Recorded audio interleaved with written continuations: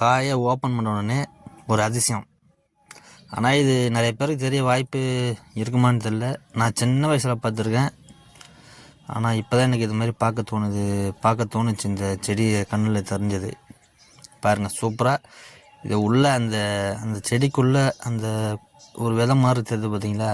இன்னும் கொஞ்ச நேரத்தில் பாருங்கள், அது என்ன மாதிரியான ஒரு உருவமாக இருக்க போகுதுன்னு.